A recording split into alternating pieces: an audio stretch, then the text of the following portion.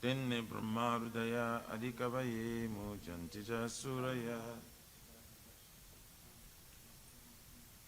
Tejo varimrita jata vinimajo jatra trisagumrisya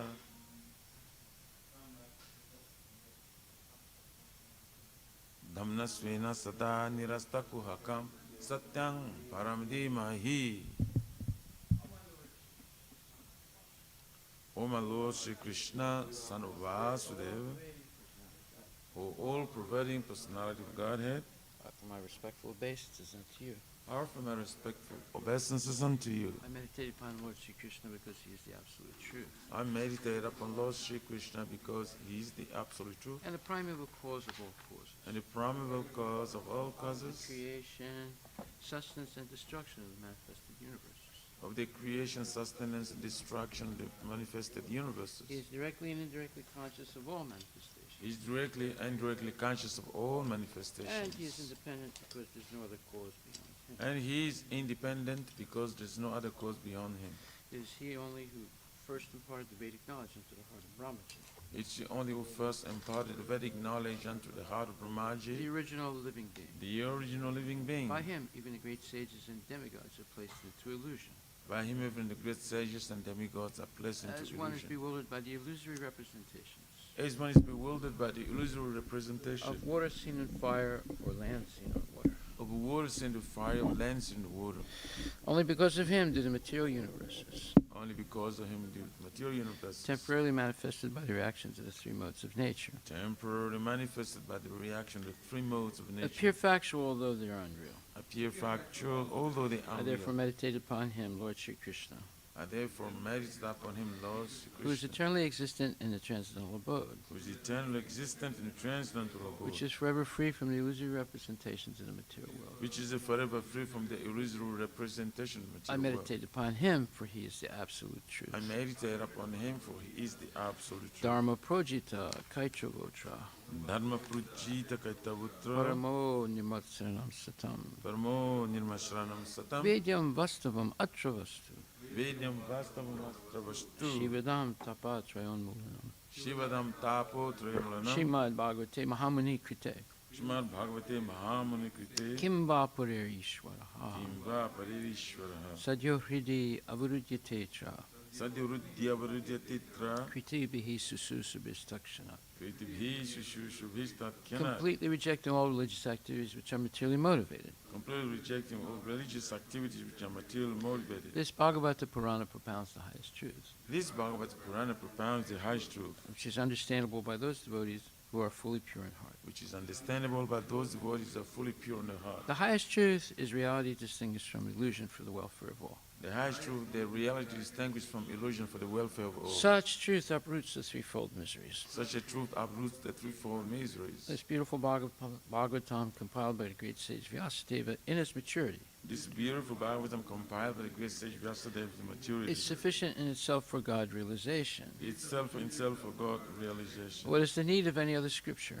What is the need of the other scripture? As soon as one attentively and submissively hears the message of Bhagavatam. As soon as one attentively and submissively hears the message of Bhagavatam. By this culture of knowledge. By this culture of knowledge. The Supreme Lord is established within his heart. The Supreme Lord is established within his heart. Nigama kalpataror galitam phalam. Nigama kalpataror galitam phalam. Sukhamukad amrita dravya samyatam. Sukhamukad amrita dravya samyatam. Pivata Bhagavatam rasamalayam. Pivata Bhagavatam rasamalayam. Muhur ahorasika bhuvi bhavaka. Muhur ahorasika bhuvi bhavaka. O expert and thoughtful men relish Srimad Bhagavatam. O expert and thoughtful men relish Srimad Bhagavatam. The mature fruit of the desired tree of Vedic literatures. The mature fruit of the desired tree of Vedic literatures. It emanated from the lips of Sri Sukadeva Goswami. It emanated from the lips of Sri Sukadeva Goswami. Therefore, this fruit has become even more tasteful. Therefore, this fruit has become even more tasteful. Although its nectarian juice was already relishable for all. Although its nectarian juice was already relishable for all. Including liberated souls. Including liberated souls. Shinvatam Swakata Krishna. Shrambatam Swakata Krishna. Punya Shravana Kirtana. Punya Shravana Kirtana. Hridyantakstohi Bhadrani. Vidyantastu Yavadani. Vidunati Srihitsatam. Vidunati Srihitsatam. To hear about Krishna from Vedic literatures. To hear about Krishna from the Vedic literatures. Or to hear from him directly. Or to hear from him directly. Is itself righteous activity. It's righteous activity. And for one who hears about Krishna.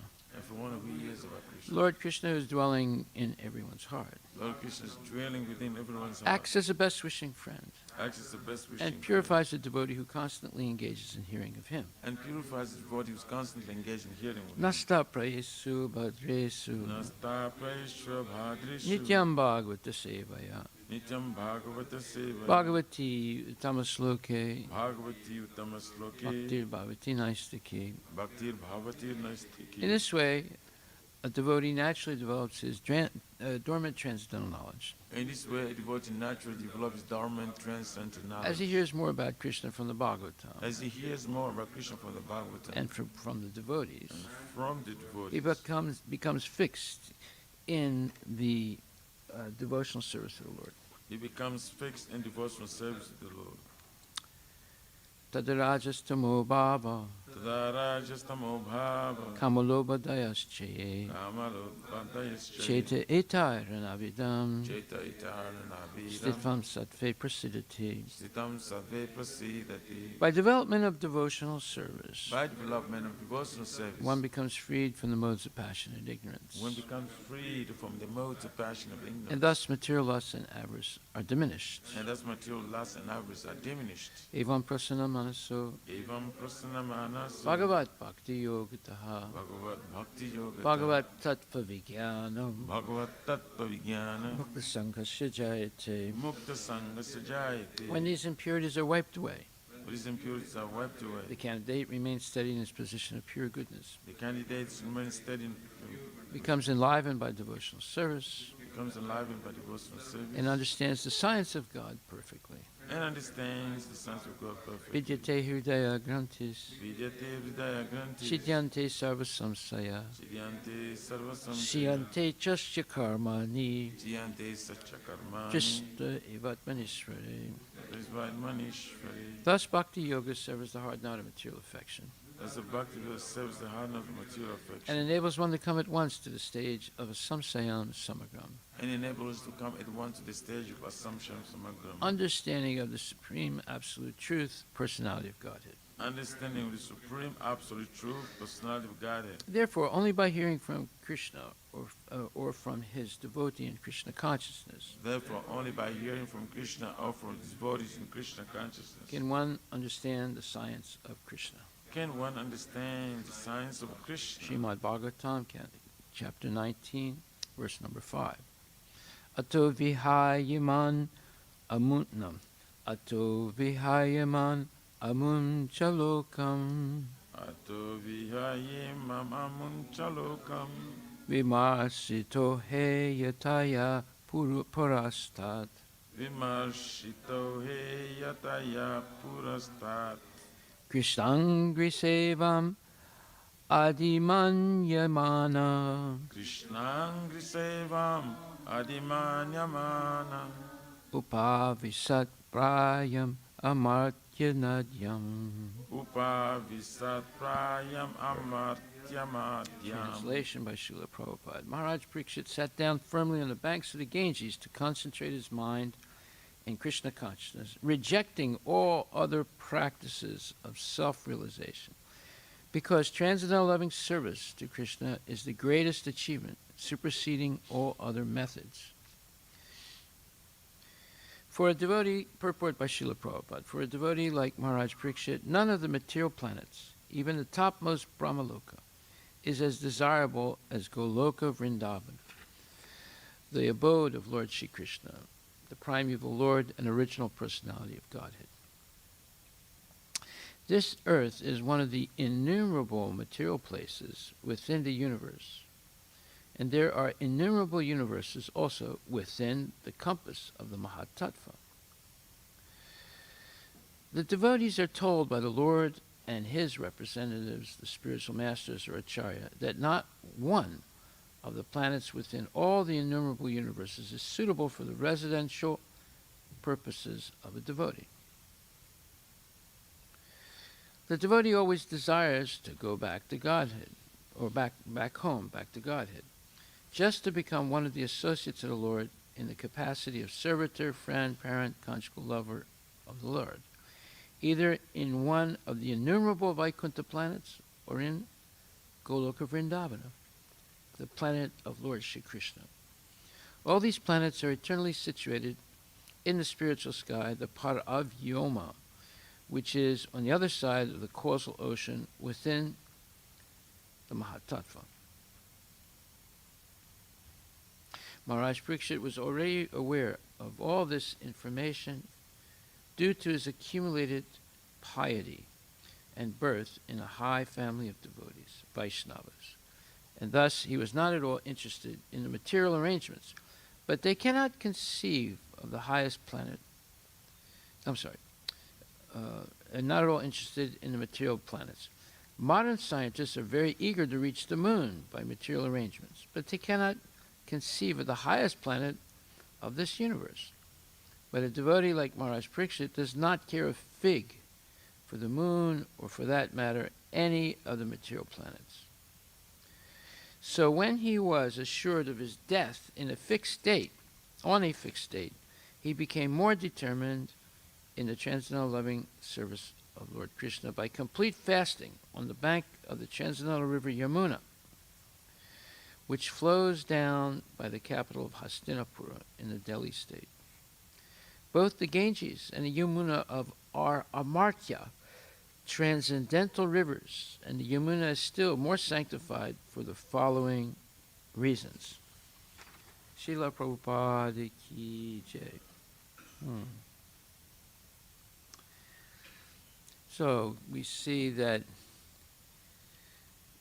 devotees are not hankering what the karma yogis want.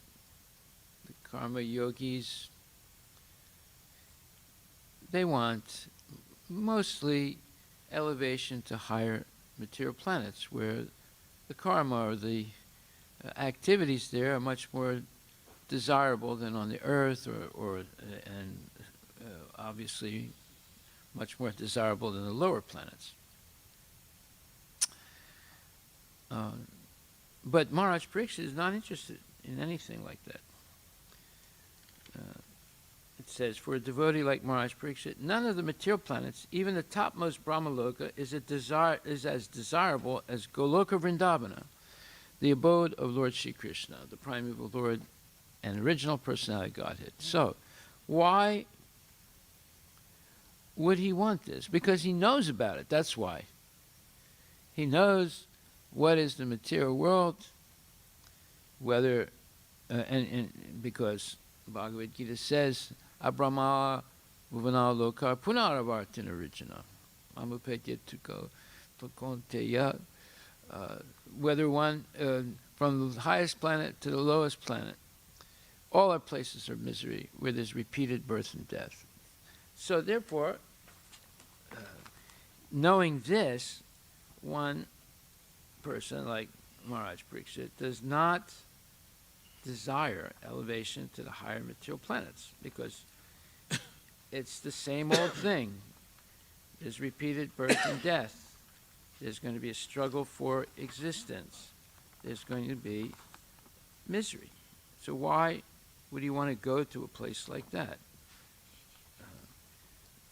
And then, because he has, and what is the material world? It's punarjanma navidyate. It is repeated birth and death in the material world. So why would he even imagine going to such a place? Okay, so then the Earth is just one planet in one universe, but Maharaj Parikshit also knows that there are many universes, and almost innumerable number of material universes, and they all have the same description. Abrahma Bhuvana Loka Punar Avartin Origina Mamupetya Tukontia Punar Janma Navidyate. They're full of dukkhalayam asasratam. They're temporary and they're full of misery. And there's repeated birth and death. So he doesn't even want to go to another universe. Let's say there are more prominent universes, because in every universe there's a Brahma, and we also know when Brahma went to see Krishna in Dwarka, he announced, the guard said, "Who are you?" He said, "I am Brahma." So when they went to tell Krishna, and Krishna said, "Which Brahma is he?" So Brahma got confused when he heard that. But when he went and saw the Lord, he saw that there was hundreds, millions of other Brahmas, and Brahmas with more heads than him. Some Brahmas have thousands of heads, because they're in much more complicated universes. So they need more intelligence to manage those universes. Our Brahma only has 4 heads. So Maharaj Parikshit understands that, okay, let's say this universe is somewhat less evolved than other universes.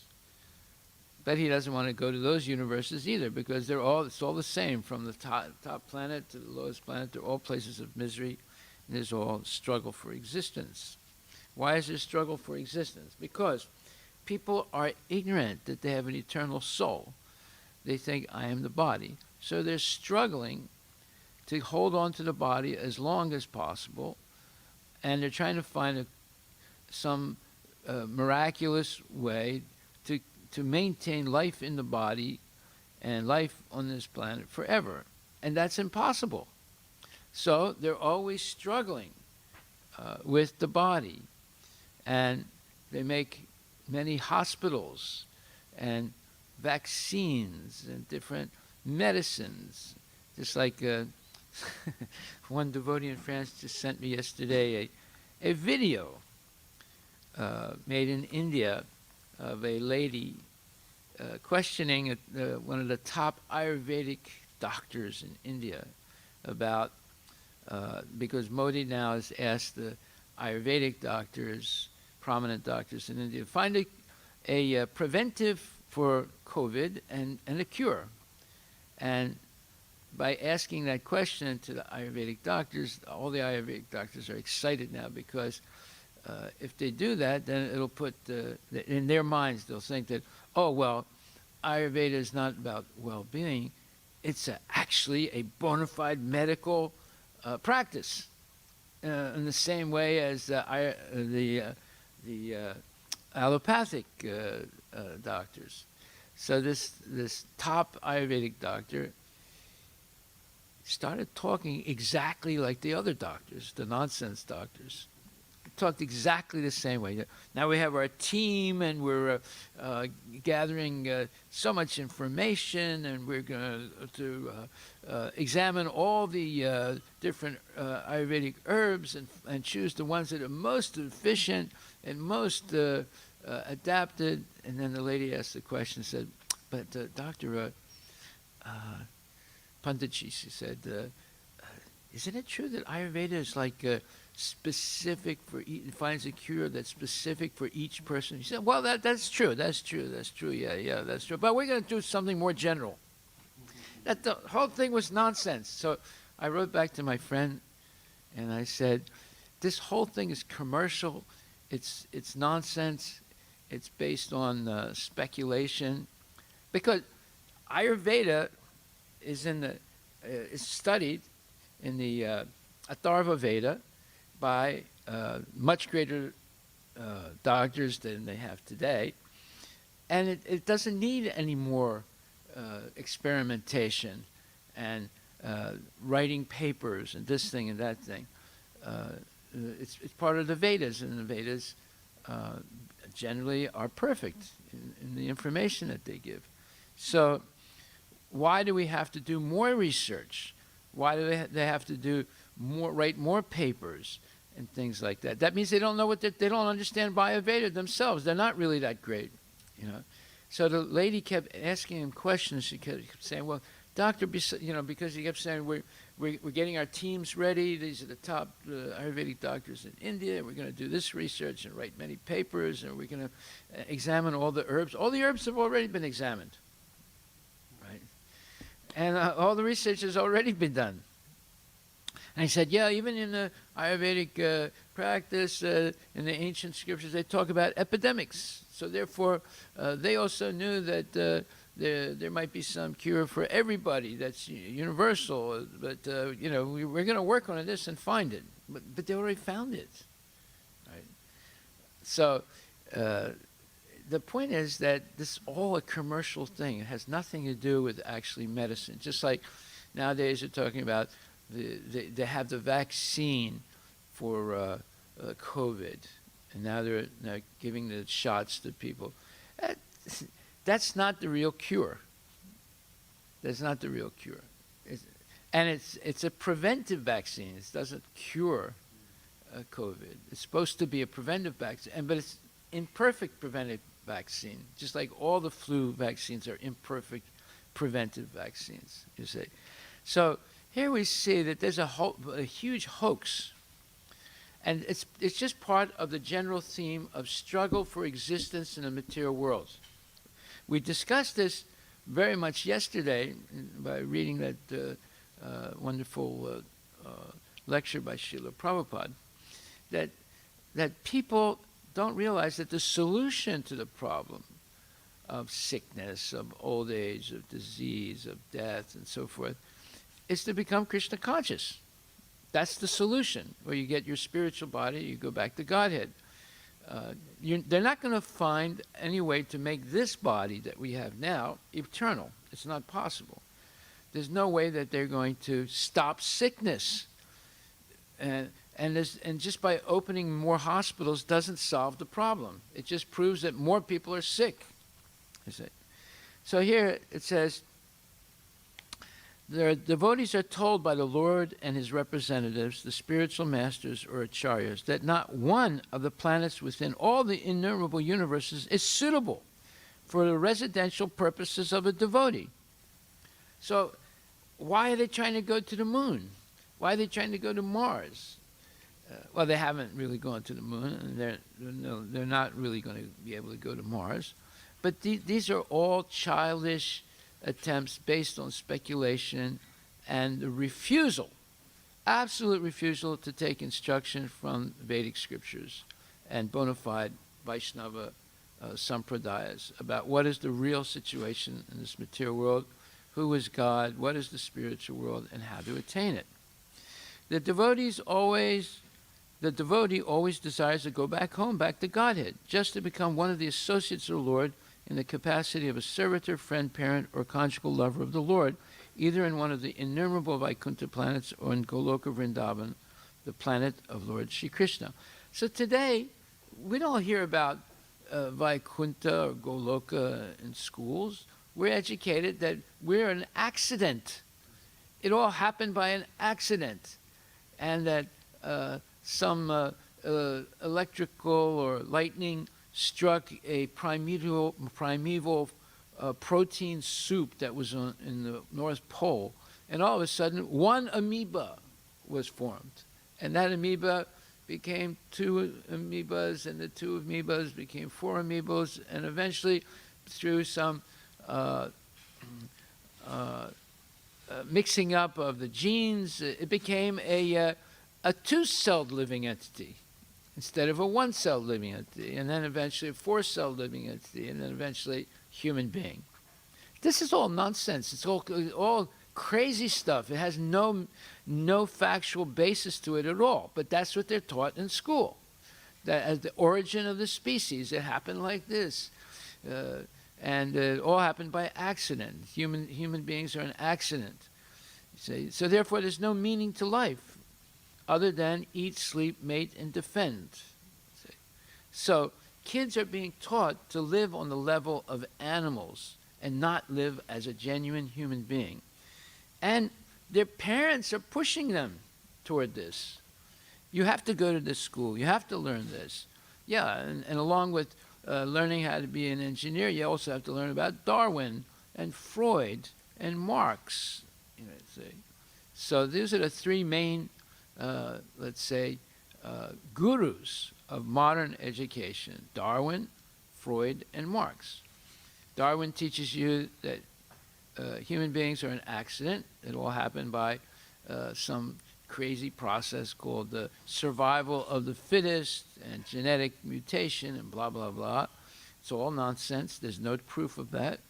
And then secondly, Freud says, oh, well, you know, religion is the opium of the people. And if you want to have a happy life, then you should, you know, not have sexual frustration. So then he analyzes all about sex.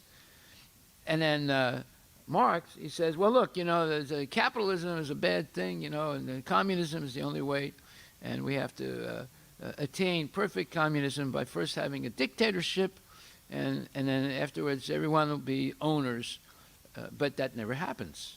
The dictators never give up controlling the so-called communist state. So there's never been real communism. It's all dictatorship. So this is what kids are fed. That's why now we can understand why there's rioting. Even though Biden was elected, there's still rioting going on in Seattle and Portland and other places. Why are they rioting? Because Biden is not a communist. He's simply a socialist, but they want communism. So you see, there's no end to this struggle, and because it's all speculation. There's no bona fide authority. But here, Maharaj Pariksit was educated properly. So he understood that the devotee always desires to go back home, back to Godhead, because they know that there is a spiritual world. They know that they came originally from that spiritual world, but because they revolted against the authority of God, they were given a chance to try and find satisfaction in the material world, which is impossible. And therefore, eventually, if they have the opportunity to associate with real devotees, they can find out what the truth is, where they actually came from, where they actually belong, and the truth about the material world. Just like yesterday, we first understood in that lecture of Prabhupada, what is the position of living entity in the material world, and then, secondly, he explained who is God and what is the position and what is the spiritual world and what is the real goal of human life. So that's education.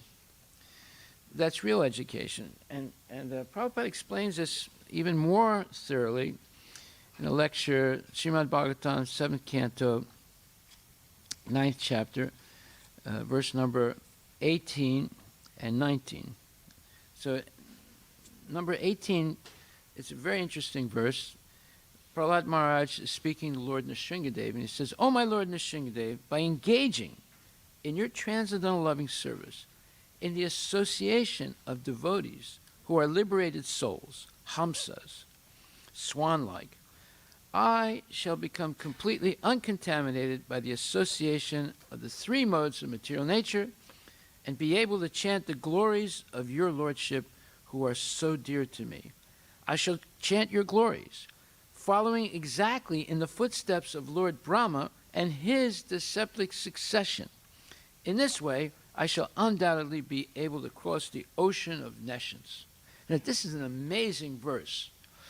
And, by the way, there's some good news in this verse. We're in the same Sampradaya as Prahlad Maharaj.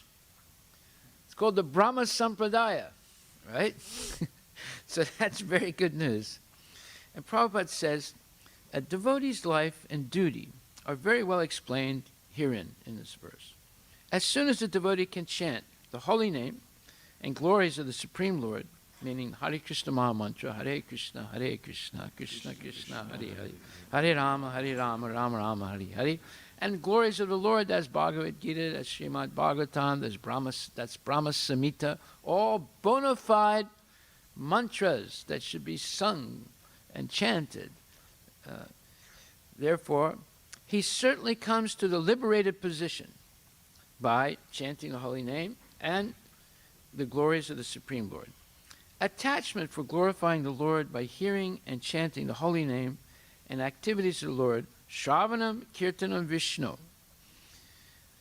certainly brings one to the position where material contamination is absent. In other words, you become purified by chanting the holy name, Hare Krishna, Hare Rama, and then also chanting the glories of the Lord, just like Chintamani Prakasat Nasukalpa Vriksha Laksavrite Susurabhira Vipaliyantam Lakshmi Sahasrasata Sambrahma Sevyamanam Govinda Madi Purusham Tamaham Bhajami. These are the glories of the Lord.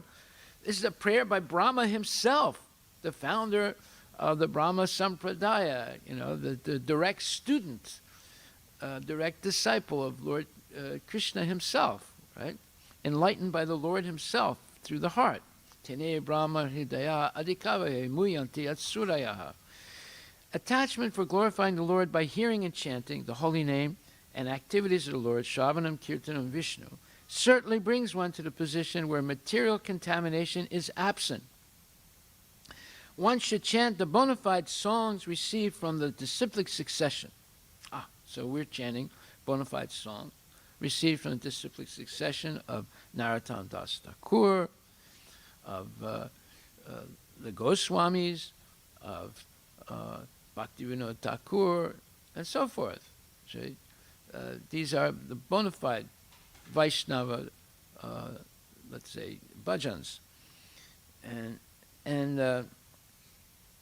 it says in Bhagavad Gita, it is said that the chanting is powerful when one follows the disciplic succession. Evam parampara praptam imam raja sayu vidu. Sakalena mahata yoganasta parantapa. This is Bhagavad Gita 4.2. Manufacturing many ways of chanting will never be effective. However, chanting the song or the narration left by the previous acharyas, mahajana yenagata sapanta, one should follow the Mahajans and learn from their example, right? Just like, what is Prabhupada's example? What's Bhaktisiddhanta Saraswati Thakur's example? What's Gaura Kishore Babaji's example? What's Bhaktivinoda Thakur's example? They all accepted living gurus. What's Krishna's example? Accepted living guru, right? What's Brahma's example? Accepting living guru, right? And today, they make this philosophy ritvik. You can accept any guru that's passed away in the past. No, that's nonsense. Complete nonsense. Mahajana Yenikata Sapanta means you follow the Mahajans, because they will reveal to you what is the pant, what is the real path of devotional service by their example. We don't make up, we don't imagine something, we don't make something up through logic and reason.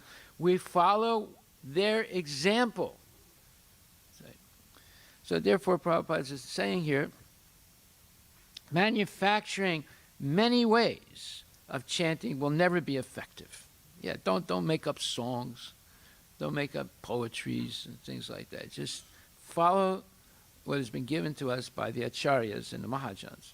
Therefore, in this verse, Prahlad Maharaj uses the word anja, easily, accepting the thoughts of exalted authorities through disciplic succession is certainly much easier than the method of mental speculation by which one tries to invent some means to understand the absolute truth.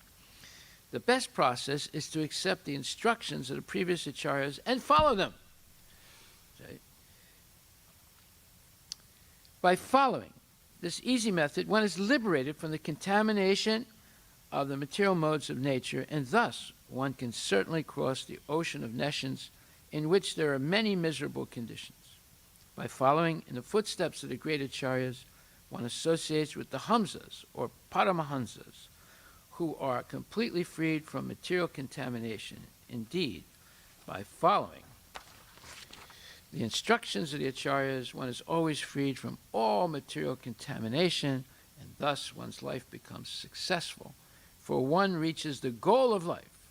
What's that? The goal of life is to develop pure love and devotion for Krishna. Then it doesn't matter whether you're in the material world or the spiritual world, because it's all spiritual now, because you're seeing Krishna all the time.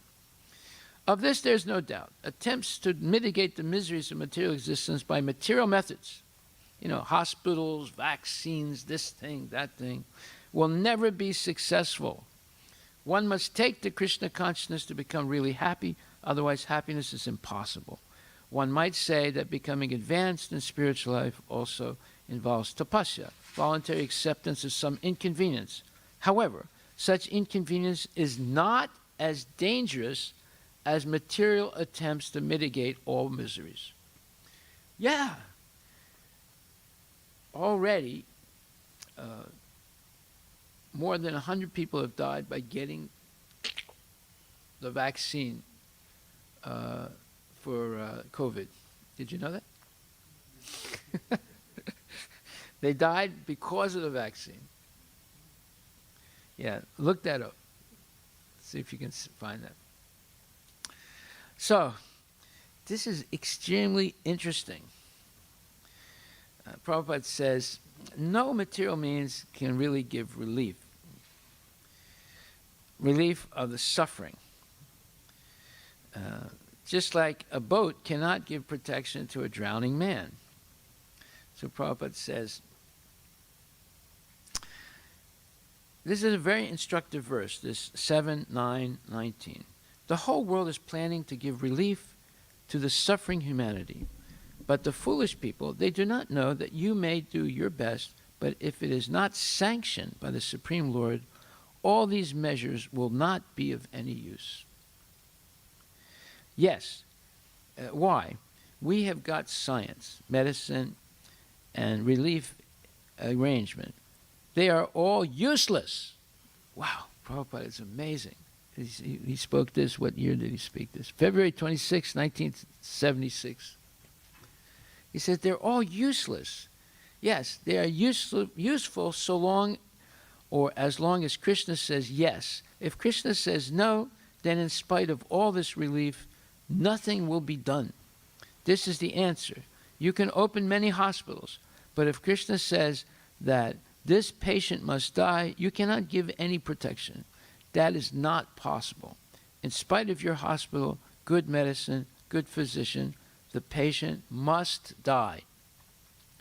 So they do not see this, that in spite of our so much advancement of civilization, hospitals, and other relief measures, why still people are suffering?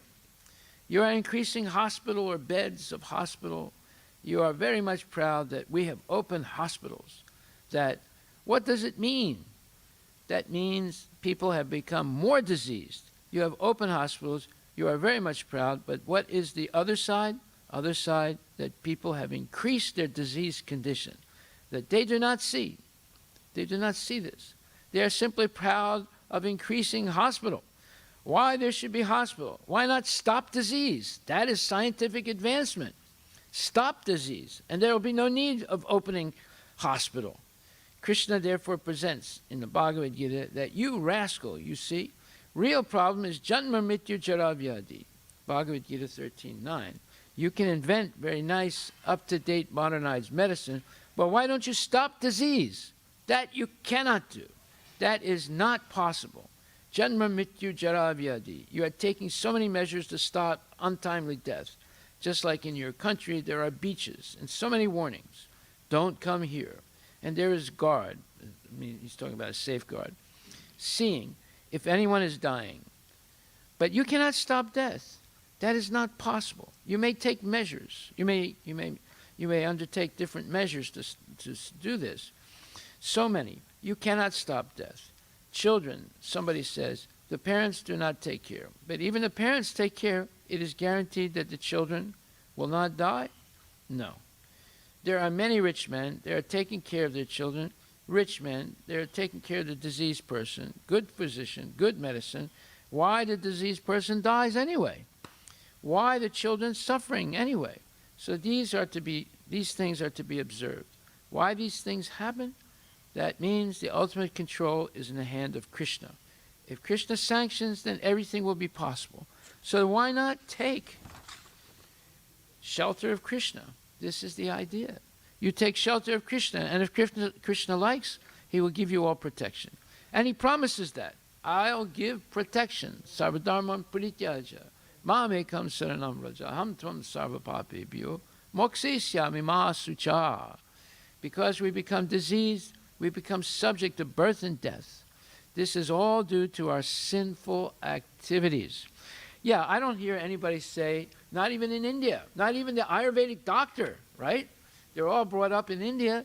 Modi is brought up in India. Ayurvedic doctors are brought up in India. They all have access to the Vedic knowledge. ISKCON is there. Prabhupada's Bhagavad Gita is there. Srimad Bhagavatam. I don't hear any of them say, look, let's all eliminate meat eating, gambling, illicit sex, and intoxication. Let's start there to heal the disease. Not one of them says that. That means they're all nonsense. They're not actually doctors. They're just businessmen. And that's what I wrote to my friend. I said, this is all commercial. This is all nonsense. There's no cure here. There's no prevention either. They're just talking nonsense. This whole lecture that the Ayurvedic doctor gave was the same type of nonsense that Dr. Fauci gives also in the United States. You know, our team is working, we're researching, we're re-examining every herb, ashwagandha, this one and that one, and we're going to find some. Wait a minute. You're not going to find anything. You're just going to make money. That's all. You know? So the lady kept asking him, doctor, is there anything practical people can do? Well, he said, yeah, well, you can drink water with a little lemon in it. That's good. You'll get some vitamin C. He started talking complete nonsense, you know. And he said, you know, ashwagandha is a pretty good herb, you know. I mean, there's a few others too. We're still looking at them, you know. You might want to take that, and you should definitely drink some hot water. You should definitely drink hot water, he said. Well, anybody can say those things, right? That doesn't mean that's going to cure. No, they don't want to. They don't want to talk about a cure because they want to make money. They want you to wait for them to come up with a vaccine or some cocktail of Ayurvedic herbs that are special, and herbs that you can't find. They only grow at 6,000-foot altitude in the Himalayas, and it's a area that is protected by the government. Nobody can go in there, and you know they have to make it exclusive. See, the whole thing is a hoax. It's a whole business proposition. It has nothing to do with helping the people. See, you want to help the people? Tell them to give up meat eating, illicit sex, gambling, and intoxication. That's where you start healing diseases. Right? You give up going to sleep late at night. You give up eating late at night. You give up eating more than once or twice a day. I mean, you limit your eating and eat only sattvic food. And it's not should only be food. It should be prasadam. See, they're not saying any of this stuff. You know, there's two things. There's lifestyle and there's medicine. But the medicine won't work unless the lifestyle is adjusted. You can take all the medicine in the world. It will not work unless you have a clean, sattvic lifestyle. Taking a bath twice a day, minimum, or 3 times a day. Putting on clean clothes. And all these things are necessary for maintaining the body. And the less you eat, the longer you live. Rupa Goswami, Sanatana Goswami, Raghunath Das Goswami, Haridas Thakur, they all limited their eating and sleeping because they were excited about Krishna consciousness. Prabhupada gives the example of Napoleon. He said Napoleon only slept 2 hours or 3 hours at night.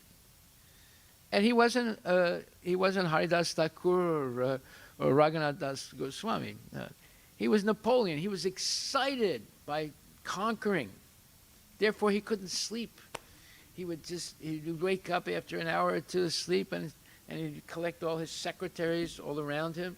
And then he was telling this secretary, you go to the front on the east, and you start building the special hospital for all the wounded soldiers, and then this thing and that thing. And he'd be giving instructions to all his secretaries, and then he'd make sure they go out and do those things that day.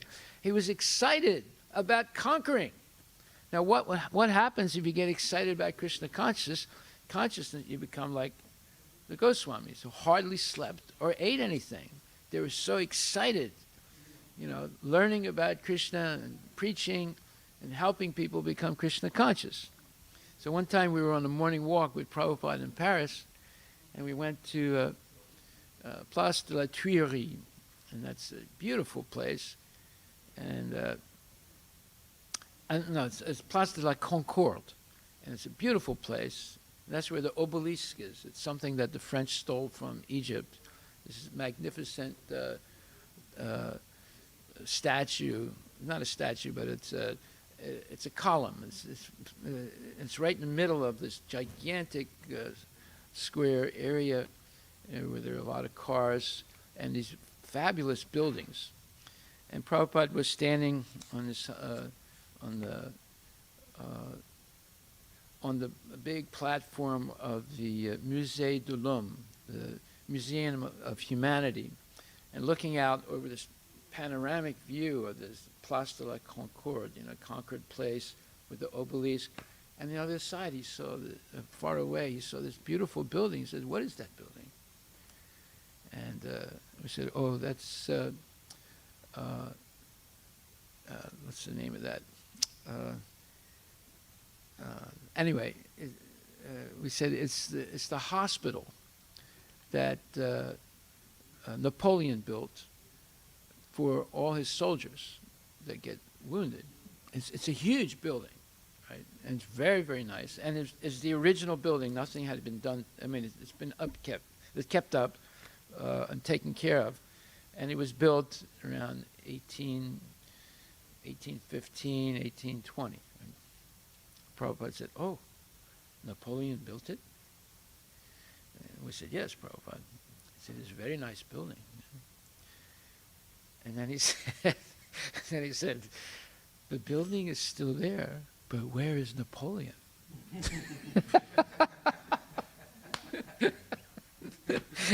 Now, Prabhupada was amazing. He said he built such a wonderful building to last forever, but he's not here anymore. So I mean, he was implying a lot of things in that statement. Like, for example, in Satya Yuga, right? Satya Yuga is when the mode of goodness is at its highest stage. Everyone, virtually everyone, is a devotee, right? People never made buildings that would last a long time or last eternally, right? Like this this hospital that Napoleon built, they built it really well, right? It's still there. And how many years is it now? It's like more than 200 years, right? It's still there and it's perfect shape, So they built it to last. But yet, the people are not going to be able to enjoy it. The people that build it, they're dead and gone. And this is the idea that, in Satya Yuga, they didn't build buildings that would last forever, like the pyramids. Or the pyramids are built to last for a long, long time. There was nothing like that in Satya Yuga. Satya Yuga is at least at least more than 200 million years ago, right? So, therefore, people think, the archaeologists think that, people were very primitive at that time because there's no buildings that are remaining from that time. Well, they didn't build lasting buildings because they didn't waste their time. They were also engaged in devotional service, and nature was so cooperating with them. They didn't need to build these powerful buildings with heating and electricity and all that stuff. They were living a very natural life, and they used all their time for Krishna consciousness. And everything was almost provided for them by nature. So we see what we have today is this preoccupation, this struggle for existence to try and make the body and everything related to the body eternal. But it's not possible to do that. See? So it's unnecessary, and it's unnecessary. If we simply follow Krishna consciousness, everything will come naturally and easily. And that's what we've been reading in the Bhagavatam. Whenever there's a saintly king, nature cooperates in such a way that the people do not have to work so hard, and they have more time for Krishna consciousness. Anyway, this is extremely big subject, and it takes time for us who have been conditioned by material education and material life and bad association to think that these things are not possible. That's what we're conditioned to think. This is all impossible. It's all pie in the sky. We can't go back to that kind of living. We have to continue what we're doing now. No, it's not a fact. But we can gradually transform our life and our goals. Our goal should be to go back to Godhead and take many people with us and create this golden age of 10,000 years that Lord Chaitanya has predicted right here on this earth, and help many, many people go back to Godhead. Okay, so Prabhupada, I'll continue with this tomorrow, but there was one other thing I wanted to talk about real quickly, and then we'll finish. That is, there's a very interesting story that once upon a time there was a father and mother that had 3 sons, and the mother was dying, and right before she died, she told her husband that one of the 3 sons was an illegitimate child that she had while they were married, but she never told her husband that she had been made pregnant by some other man. And the father was shocked. But she didn't tell him which one of the 3 sons was illegitimate, and then she died. So when the father was dying also, he told his sons, and he was rather rich, he said, I have some news for you. I'm going to die soon. But your mother told me before she died that one of you is not actually my son. And therefore, 2 of you should get all the land and properties and things like that. But the 3rd son should only get cash money.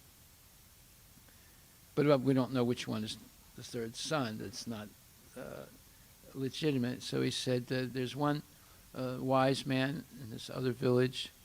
After I die, you go and see him and ask him which of you is not the legitimate son. And then you can divide up the assets. The one that's not legitimate will get some money, and the other 2 will get the properties and the ownership of what's remaining. So he dies, and the 3 boys, after the funeral, set out to go to this other village, and they're walking there, and it's quite some distance. And as they're walking, they notice certain things. They're the tracks of a camel, and the eldest boy says, you know, looking at these tracks, I think the camel was blind in one eye. And then the second boy looks carefully and he says, and I think the camel was missing one tooth. And the 3rd boy is looking, and he said that,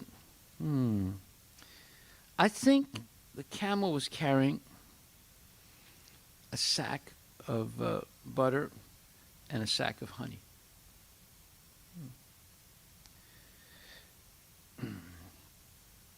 And he also noticed that the camel made frequent stops, and there was a foot, knee, and handprints on the soft soil. So then they kept walking, and then the second brother said, I think the camel's tail was cut off, and only a stump of a tail remained. And then the youngest brother said, after looking carefully, there was probably a pregnant woman riding on the back of the camel. And then after making these observations, they continued to walk toward the next village. And they met a man who was walking very quickly and looking disturbed. And he said to the three brothers, he said, "Have you seen a camel?" And the first brother said, He said, "Did the camel have a blind left eye?" And the man said, "Yes."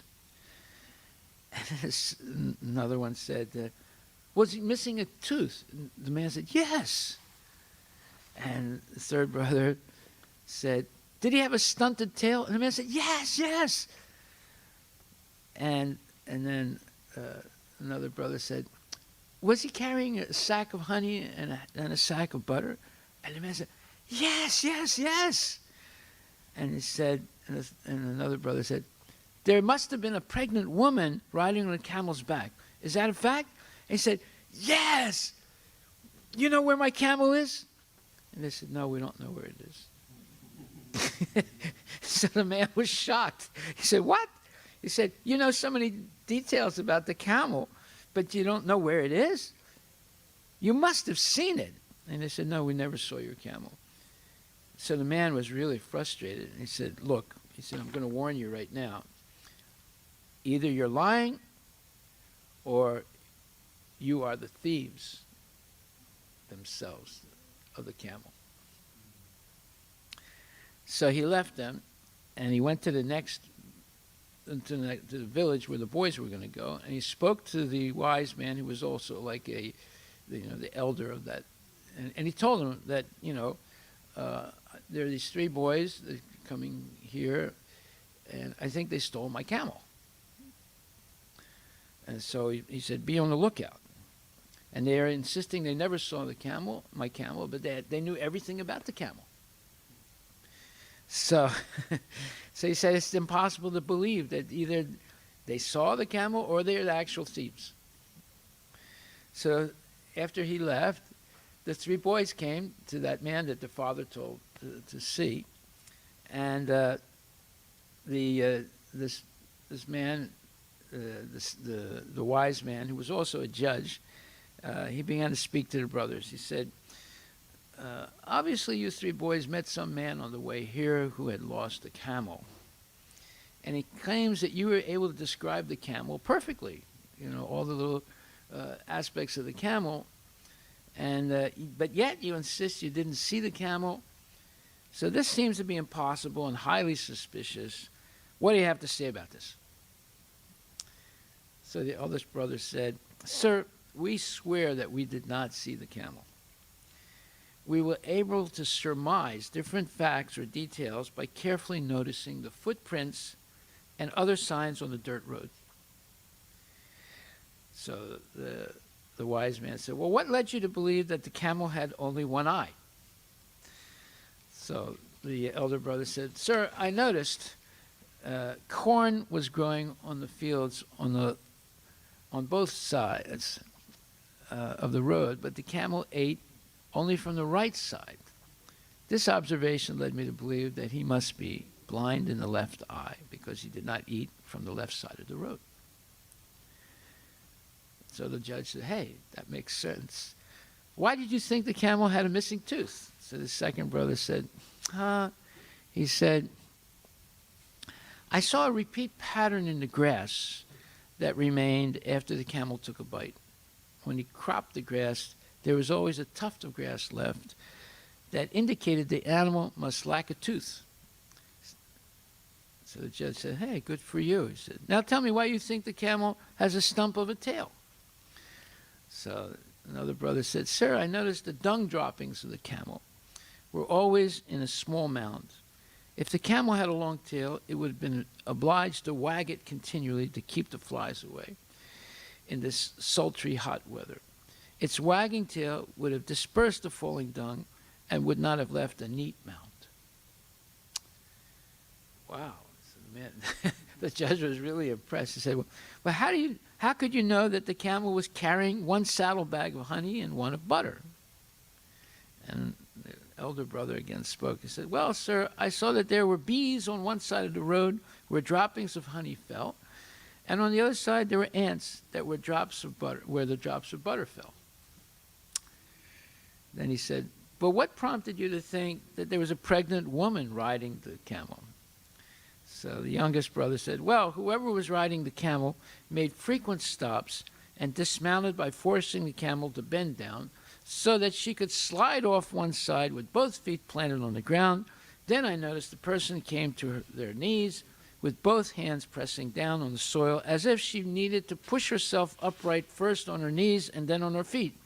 I thought about it being strange and concluded it must be a pregnant woman because her pregnancy would cause her to urinate frequently, and the weight of the womb would give her a hard time to stand upright without the added support of her knees and hands pushing up from the ground, said the youngest brother. So the judge said, wow, he said, I'm impressed. He said, you three have a plausible explanation for every detail, but I'm not completely convinced you are innocent. The judge asked the brothers to wait in another room while he fetched a large box with a lid and drawer that were both locked. He opened the lid and he opened the drawer with the key and placed an orange in it and locked both again. He had the box brought into the room where the three brothers were waiting. And he said, if you can guess what is in the locked drawer of this locked box, I will let you go free. So, the first brother picks up the box and begins to shake it. And he heard some object moving around like a ball. He said, it must be a round object. And then the second brother said, well, I have a hunch. If it's round, it must be yellow. And then the third brother said, if it's yellow and round, it must be an orange. The judge was impressed. He opened the box and drawer, and to everyone's pleasant surprise, it was an orange. So the judge looked at the men and he said, these three brothers have not seen your camel, sir. They are telling the truth.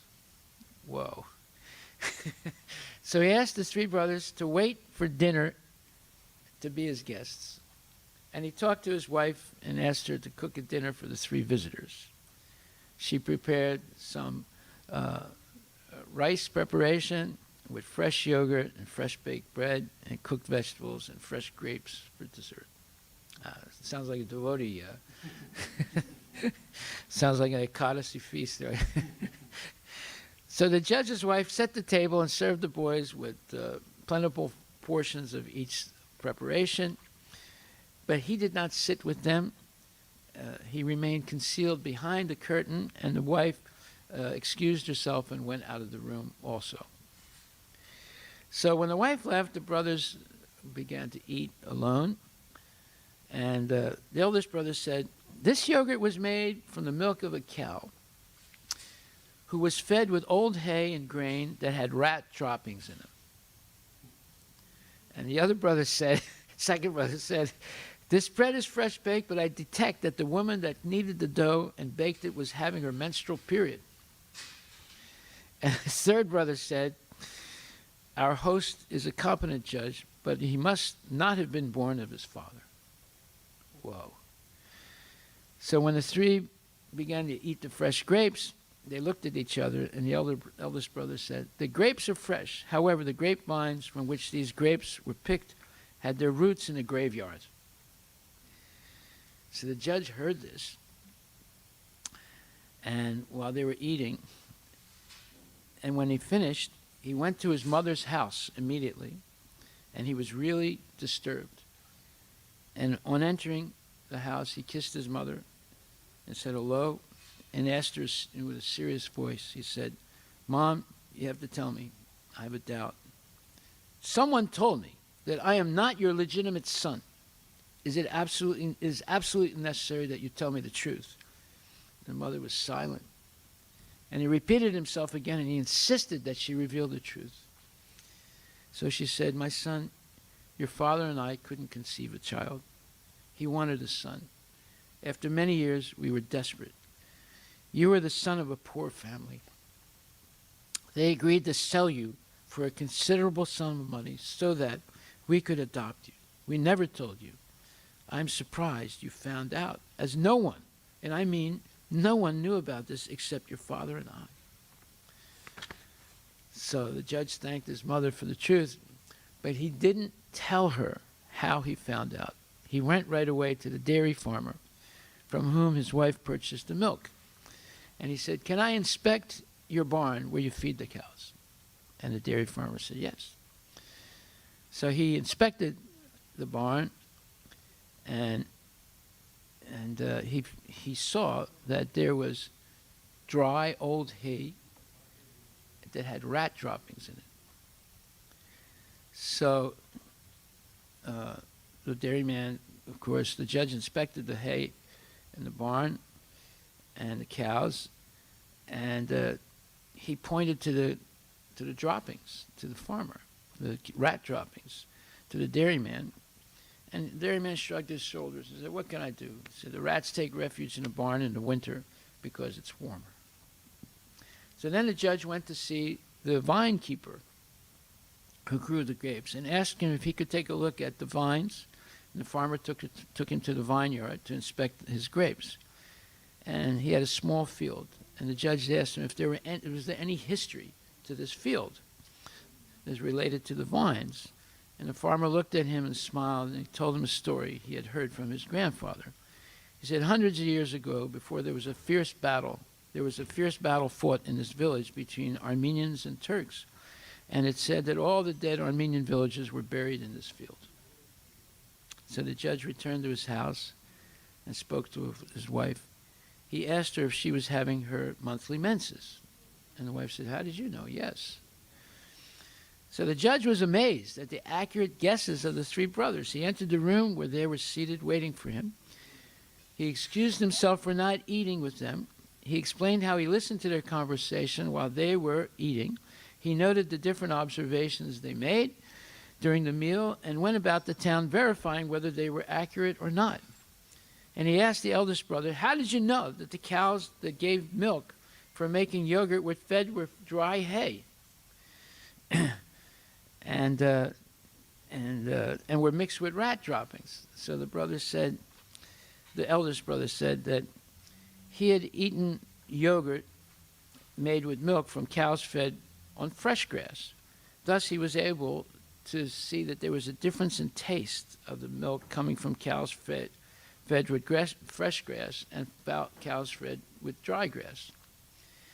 And he said the yogurt he ate on the judge's table had a taste of dry hay with a slight musty taste and odor that indicated to him that there was some foreign matter in it.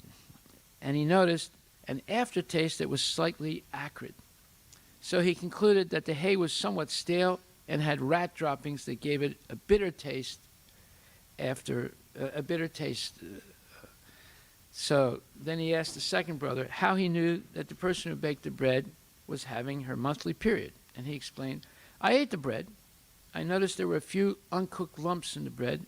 It indicated to me that the woman who kneaded the bread was not feeling well and did not do a good job of uniformly kneading the bread. This usually happens when a woman is having her menses." And then the judge looked at the youngest brother and asked, "How did you know I am not my father's son?" And the young man said, "Honorable judge, I noticed you were not sitting at the table with your invited guests, but were hiding behind a curtain listening to our conversation. Excuse me, but only a person of dubious background would do such a thing. I assumed you must not be your father's son." Well, I'm not going to finish the story now. You have to come tomorrow to hear the rest of the story. Believe me, this is a fantastic story. This is on the webpage that I have of all stories. Like,